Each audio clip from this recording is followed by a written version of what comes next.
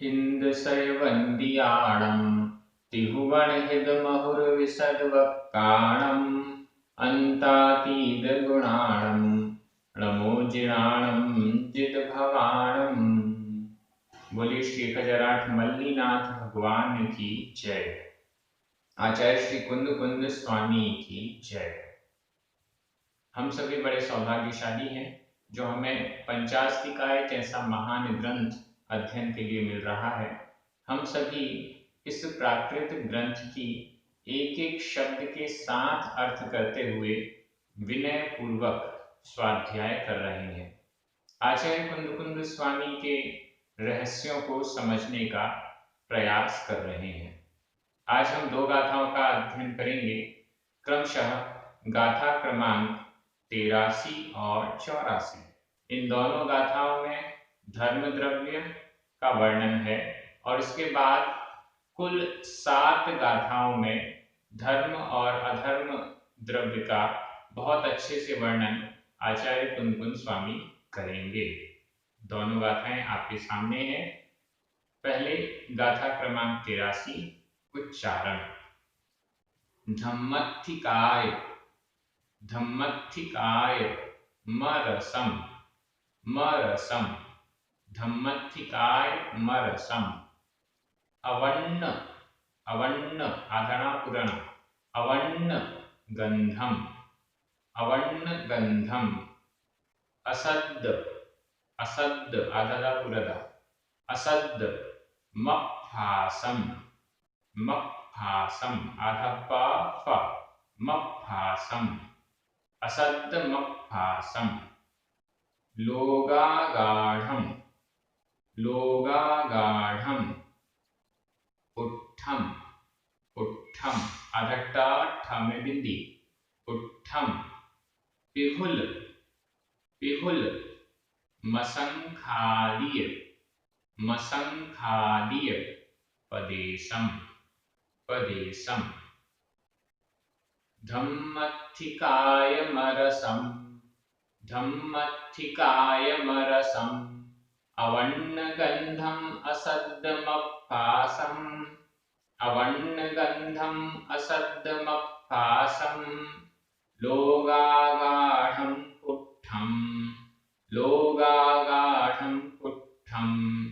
पिहुलमसंखालीय पदेशम पिहुलमसंखालीय पदेशम। गाथा बहुत सरल है। धम्मत्थिकायम धम्मत्थिकाय धर्मास्तिकाय संधि विच्छेद कीजिए। इस गाथा में बहुत सारे ऐसे शब्द हैं जिनका संधि विच्छेद हमें देखना पड़ेगा। सबसे पहला शब्द यहाँ पर धम्मत्थिकाय मरसम। धम्म प्लस अत्थिकाय प्लस अत्थिकायम या के ऊपर बिंदी प्लस अरसम। धम्म म में छोटा अ, अत्थिकाय छोटा अ, दो स्वर हैं तो उसमें पूर्व वाले स्वर का लोप हो गया धम्मत्थिकायम।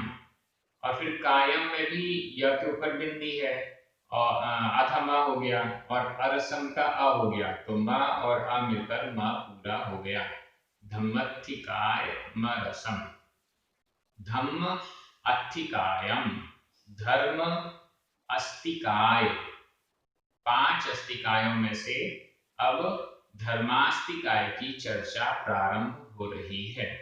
इस दृष्टि से सबसे पहले ही प्रकरण बदल रहा है, इसलिए सबसे पहले ही धम्मत्थिकाय यह शब्द दे दिया जिससे समझ में आ जाए कि अभी तक जो प्रकरण चल रहा था वो पुद्गल का था, परमाणु और स्कंध का था।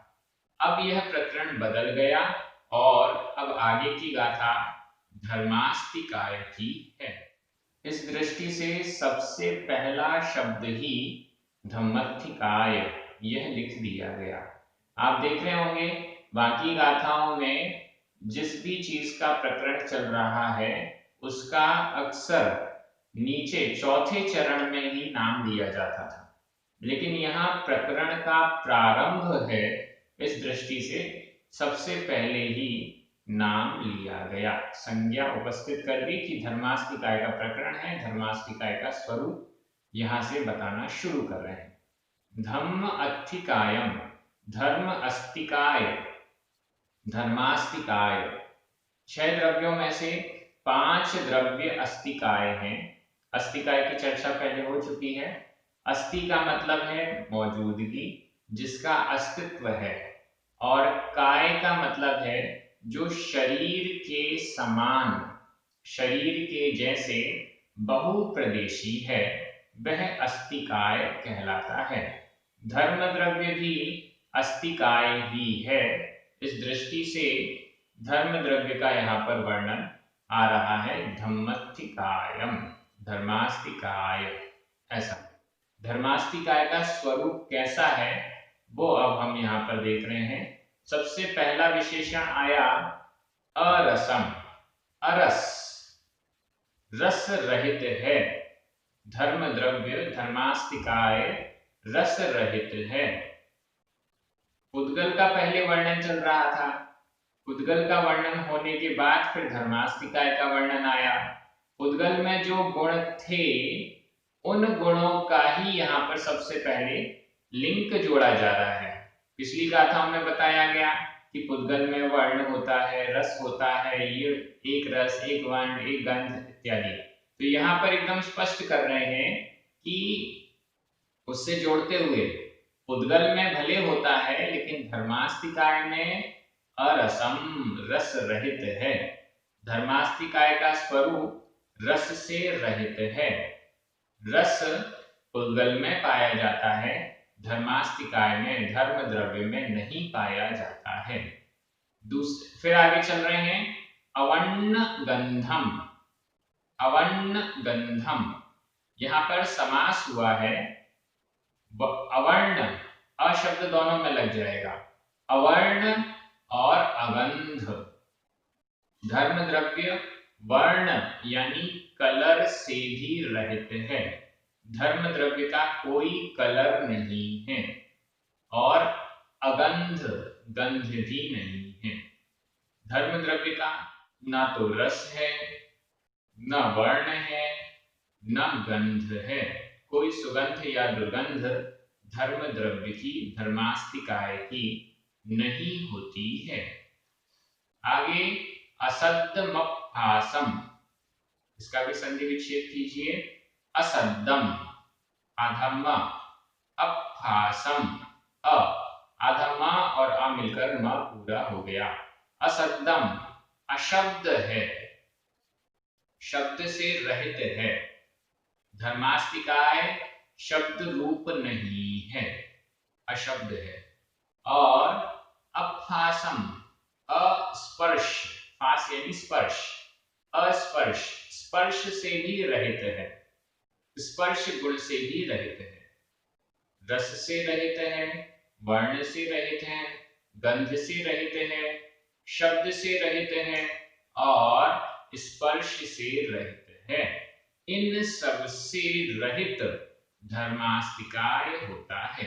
ये सब चीजें तो उद्गल में पाई जाती हैं। उद्गल के अलावा शेष द्रव्यों में रूप, रस, गंध, वर्ण, शब्द इत्यादि कुछ भी नहीं होता है। और क्या विशेषण है? लोगागाढ़म, लोगागाढ़म, यहां भी संधि विच्छेद कीजिए। लोग प्लस आगाढ़म, लोग ग में छोटा अ, आगाढ़म बड़ा आ, छोटा आ और बड़ा आ मिलकर बड़ा आ हो गया, लोगागाढ़म।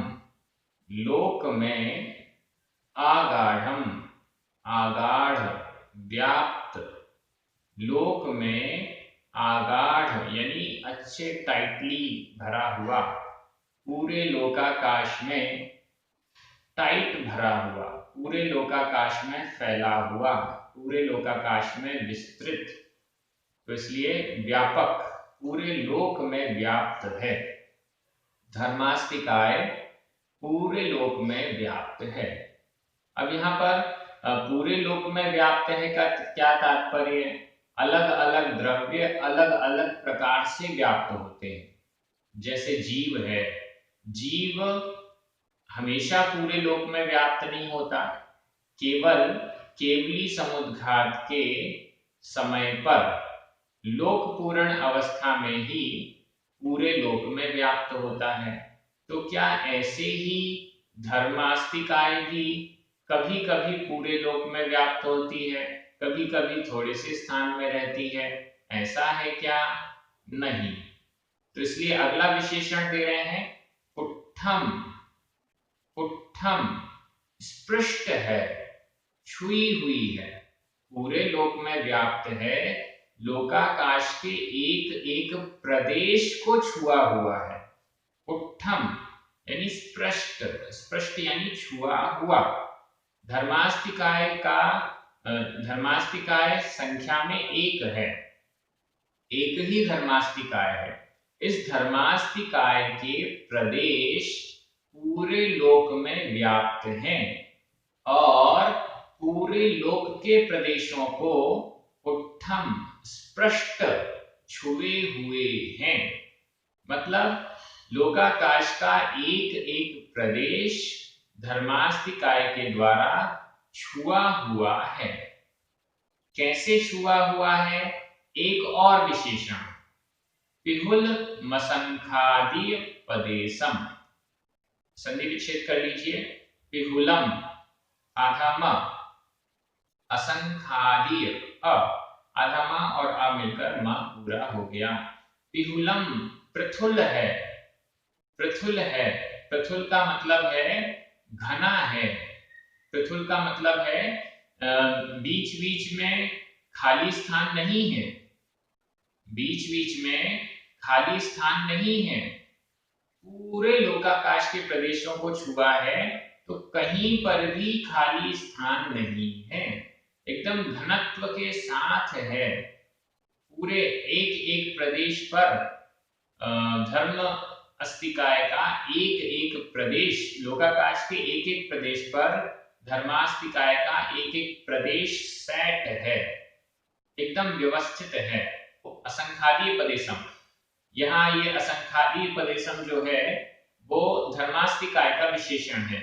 मतलब धर्मास्तिकाय में असंख्यात प्रदेश होते हैं, असंख्यात प्रदेश वाला वह धर्मास्तिकाय पूरे लोकाकाश में अवगाढ़ यानी व्यापक है, पूरे लोकाकाश के प्रदेशों को पुट्ठम स्पृष्ट छुआ हुआ है और पिहुलम प्रथुल है, कहीं पर भी गैप नहीं है, कहीं पर भी बीच बीच में कुछ स्थान छोड़ा हो, ऐसा नहीं है। इस दृष्टि से इस गाथा में धर्मास्तिकाय का कुछ स्वरूप बताया गया। इसके बाद वाली गाथा में भी और कुछ स्वरूप बताया जाएगा। 3 गाथाओं में लगातार धर्मास्तिकाय का स्वरूप बताया गया है। तो यहाँ पर जो मेन स्वरूप बताया, मैं एक बार हिंदी अर्थ कर रहा हूं, आपकी नजर तुरंत प्राकृत शब्दों पर जाएगी। धर्मास्तिकाय रस रहित, वर्ण रहित, गंध रहित, शब्द रहित और स्पर्श रहित तथा लोक में अवगाढ़ व्यापक, लोक में व्यापक व्याप्त, लोक में व्याप्त, लोक को छुआ हुआ स्पष्ट, लोक में प्रथुलता से स्थित, मतलब बीच बीच में गैप से रहित, बीच बीच में खाली स्थान से रहित, ऐसा असंख्यात प्रदेश वाला वह धर्मास्तिकाय। तीसरे नंबर की गाथा में आएगा जानो, उस धर्मास्तिकाय को जानो। तो यहाँ जितने भी शब्द आए हैं धम्मत्थिकायम, सारे के सारे द्वितीया विभक्ति के एक वचन हैं। उस धर्मास्तिकाय को ऐसे ऐसे विशेषणों से सहित उस धर्मास्तिकाय को जानो, ये इसका अर्थ हो गया। और व्याकरण से इसके अलावा इसमें कुछ जैसे आगाढ़म, यह भूतकालिक कृदंत का अनियमित प्रयोग है, आगाढ़म। और पुट्ठम, पुट्ठम स्पष्ट छुआ हुआ, यह भी भूतकालिक कृदंत का अनियमित प्रयोग है। इसके अलावा बाकी सारे शब्द सामान्य हैं और आपको बहुत अच्छे से ये गाथा समझ में आ गई होगी। अगली गाथा में चलते हैं। गाथा क्रमांक 84। उच्चारण। अगुरु लहुगेहि सदा सदा तेहि तेहि अणन्तेहि अणन्तेहि परिणदम् परिणदम् णिच्चं णिच्चं गति किरिया किरिया जुत्ताणम् जुत्ताणम् अधता पुरता जुत्ताणम् गति किरिया जुत्ताणम् कारणभूतम् कारणभूतम् सयमकज्जम् सयमकज्जम् अगुरुलहुगेहि सदा अगुरुलहुगेहि सदा तेहि अणन्तेहि परिणदम् णिच्चं तेहि अणन्तेहि परिणदम् णिच्चं गदिकिरिया जुत्ताणम् गदिकिरिया जुत्ताणम् कारणभूतं सयमकज्जम् कारणभूतं सयमकज्जम्।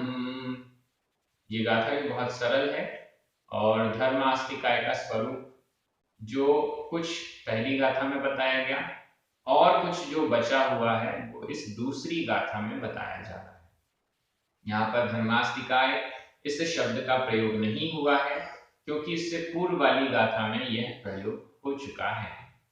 और इसकी तीसरी नंबर की गाथा में भी धर्मास्तिकाय का प्रकरण है, उसमें भी वहां पर शब्द का प्रयोग नहीं होगा, लेकिन वहां पर शब्द आया है जानो, धर्मास्तिकाय को जानो। तो यहाँ भी जितने विशेषण आ रहे हैं वो सब धर्मास्तिकाय के ही विशेषण हैं और उस धर्मास्तिकाय को जानो, ऐसा इसका अर्थ हमें तीसरी गाथा में करना है। अगुरु लहुगेहि सदा तेहि अणन्तेहि परिणदम् परिणदम् परिणत है। वह धर्मास्तिकाय कैसा है? परिणत है, परिणमन किया हुआ है, परिणामशील है, परिणमन करता रहता है, उत्पाद और व्यय करता रहता है। किसके द्वारा उत्पाद और व्यय करता रहता है? अगुरु लहुगेहि तेहि अणन्तेहि सदा, सदा यानी हमेशा, सदा हमेशा परिणदम परिणमन करता हुआ, परिणमन किया हुआ, सदा हमेशा उत्पाद और व्यय किया हुआ, हमेशा परिणमन किया हुआ, ऐसा वह धर्मास्तिकाय है। किसके द्वारा? तेहि अणन्तेहि अगुरु लहुगेहि। आपको अगुरु लघु गुण की याद आ गई होगी। इससे पूर्व में जब शुरुआत हमने पंचास्तिकाय ग्रंथ की थी तो जब इन पंचास्तिकायों के उत्पाद व्यय और द्रव्य की चर्चा आई तो फिर अगुरु लघु गुण की चर्चा भी आई थी और हम सभी ने बहुत कुछ समझने का प्रयास भी किया था।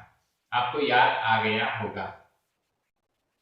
तेहि अणन्तेहि, तेहि उन, जिनको आप पहले पढ़ चुके हैं, तेहि उन, अणन्तेहि अनंत, उन अनंत, अगुरु अगुरुग लघुग, अगुरुक लघुक, अगुरु लघु गुणों के द्वारा, उन अनंत अगुरु लघु गुणों के द्वारा। जितने भी शुद्ध द्रव्य होते हैं उन शुद्ध द्रव्यों के उत्पाद और व्यय कैसे संभव है? इस अगुरु लघु गुण के द्वारा ही संभव है। इस अगुरु लघु गुण में अनंत अविभागी परिच्छेद होते हैं और इनमें ही 6 स्थान पतित हानि और वृद्धि होती है, जिसके कारण उत्पाद और व्यय शुद्ध द्रव्यों का माना जाता है। तो इस दृष्टि से तेहि अणन्तेहि अगुरु लहुगेहि, उन अनंत अगुरु लघु गुणों के द्वारा सदा हमेशा परिणदम परिणत, परिणमनशील, परिणाम करता हुआ, बदलता हुआ, उत्पाद और व्यय को करता हुआ, ऐसा यह काल द्रव्य, ऐसा यह धर्मास्तिकाय द्रव्य है। और कैसा है? अगला विशेषण नित्यम, नित्य है, परिणमनशील भी है, उत्पाद व्यय भी करता है, लेकिन नित्यम, नित्य भी है, हमेशा रहने वाला भी है, अनादिकाल से है, अनंत काल तक रहने वाला है, नित्य है। व्यवहार न्याय की दृष्टि से अनित्य है, उत्पाद और व्यय को करता है। निश्चय न्याय की दृष्टि से, द्रव्य की दृष्टि से नित्य है। पर्याय की दृष्टि से उत्पाद और व्यय करता है, उत्पाद और व्यय स्वभाव वाला है, उत्पाद और व्यय गुण इसमें पाए जाते हैं, उत्पाद व्यय इसमें होता है। लेकिन द्रव्य की दृष्टि से नित्यम, नित्य है, हमेशा रहने वाला है, ऐसा समझना चाहिए। इसके पहले भी ये दोनों दृष्टियां हमने समझी। तो यहाँ पर परिणमनशील है और नित्य है। इसके अलावा और क्या विशेषण? गति क्रिया जुत्ताणम।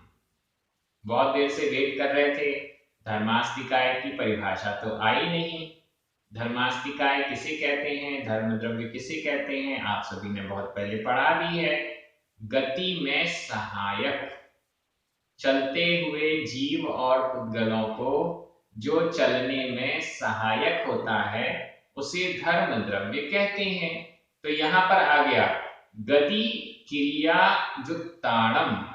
गति, गति, क्रिया, क्रिया, गति क्रिया, गति रूप क्रिया से जुत्ताणम, युक्त, गति रूप क्रिया से जुत्ताणम, युक्तों के लिए, कारणभूतम, कारणभूत, गति रूप क्रिया, गति क्रिया, गति क्रिया से युक्त जो द्रव्य हैं, केवल दो द्रव्य हैं जो गति क्रिया करते हैं, गति करते हैं, जीव और पुद्गल। जीव और पुद्गल ही एक स्थान से दूसरे स्थान की ओर गमन करते हैं, आते जाते हैं, गति करते हैं। तो इन गति क्रिया से युक्त के लिए, युक्तों के लिए बहुवचन है यहाँ पर, कारणभूतम, कारणभूत है। धर्मास्तिकाय गति करने वाले जीव और पुद्गलों के लिए कारणभूतम, कारणभूत है। यह निमित्त है। दो प्रकार के आपको कारण बताए थे, निमित्त कारण और उपादान कारण। तो यह निमित्त कारण है। निमित्त भी दो प्रकार का होता है, एक है प्रेरक निमित्त और दूसरा है उदासीन निमित्त। प्रेरक निमित्त फोर्स करता हुआ कार्य में कारण बनता है, फोर्स करता है, जबरदस्ती धक्का दे रहे हैं।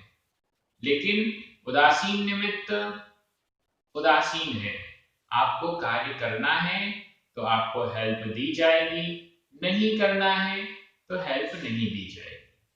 ये उदासीन निमित्त कहलाता है। तो धर्मास्तिकाय उदासीन निमित्त है, जिसको चलना है तो धर्म द्रव्य सहायता करता है, जिसको नहीं चलना है तो जबरदस्ती जबरदस्ती जबरन धक्का नहीं लगाता है, ऐसा वह धर्मास्तिकाय है। तो यहाँ पर गति क्रिया से युक्त जीव और पुद्गलों के लिए कारणभूतम, कारणभूत है, गमन में सहायक है, गमन में सहायक, ऐसा वह धर्मास्तिकाय। और इसमें अंतिम विशेषण इस गाथा में बता रहे हैं, संयमकज्जम। संधि विच्छेद कीजिए, संयम या के ऊपर बिंदी यानी आधा म और अकज्जम, अ, आधा म और अ मिलकर म पूरा हो गया, संयम, स्वयं, अकज्जम अकार्य रूप है। धर्मास्तिकाय स्वयं अकार्य रूप है। अब यहाँ अकार्य रूप होने के तात्पर्य हमें समझने होंगे।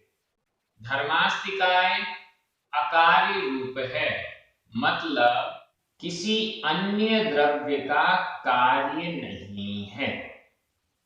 धर्मास्तिकाय किसी अन्य द्रव्य का कार्य नहीं है, या अगर कार्य का मतलब हम एक स्थान से दूसरे स्थान में गमन करने को कहेंगे, स्थान से स्थानांतरित होने को कहेंगे, तो ऐसा स्थान से स्थानांतरित तो वह होता ही नहीं है, तो ये दृष्टि तो नहीं आएगी। लेकिन स्वयं अकज्जम, स्वयं ही अकार्य रूप है, इसका मतलब यही है कि धर्मास्तिकाय किसी अन्य द्रव्य का कार्य नहीं है, किसी अन्य अस्तिकाय का कार्य नहीं है, वो तो स्वयं ही है, मतलब उसको किसी अन्य ने बनाया नहीं या अन्य किसी कारण का वह कार्य नहीं है, इस प्रकार से हम समझ सकते हैं। तो इस दृष्टि से ये पूरी दोनों गाथाएं आपको समझ में आ गई। मैं एक बार हिंदी अर्थ कर रहा हूं इस गाथा का, आपकी नजर तुरंत प्राकृत शब्दों पर जाएगी। धर्मास्तिकाय उन अनंत अगु लघुक गुणों के द्वारा सदा परिणमन किया हुआ, परिणमनशील है और नित्य है और गति क्रिया में जो युक्त हैं, लगे हुए हैं, उनके लिए कारणभूत है तथा स्वयं अकार्य रूप है। इस प्रकार से इस गाथा का अर्थ हो गया। यहां पर भी अगरु लहुगे ही ते ही अनंते ही, ये तीनों तृतीया विभक्ति के बहुवचन हैं। परिणदम, नित्यम, कारणभूतम, अकज्जम, ये सब द्वितीय विभक्ति का एक वचन है। परिणदम यह भूतकालिक कृदंत का अनियमित प्रयोग है। बाकी भूदम, कारणभूतम, भूदम भी, भूदम यह भी भूतकालिक कृदंत का अनियमित प्रयोग है। बाकी सारे शब्द सरल हैं। आप सभी बहुत अच्छे से अध्ययन कर रहे हैं, आपकी जिज्ञासाएं बहुत अच्छी आ रही हैं। आप YouTube पर भी जिज्ञासाएं भेजते हैं और कुछ लोग तो व्यक्तिगत भी भेज देते हैं व्हाट्सएप करके, तो बहुत अच्छी जिज्ञासाएं आ रही हैं। इससे ये समझ में आता है कि आप सभी बहुत अच्छे से, गहनता से, रुचि के साथ अध्ययन कर रहे हैं। जितना मुझे आनंद आ रहा है उतना ही या उससे भी कई गुना अधिक आनंद आप सभी को आ रहा है। सभी को बहुत बहुत धन्यवाद। हमारे जो पुण्यार्चक हैं जिनके निमित्त से ये कार्य परमानेंट हो रहा है, उन्हें भी बहुत बहुत धन्यवाद। जिनवाणी माता की जय।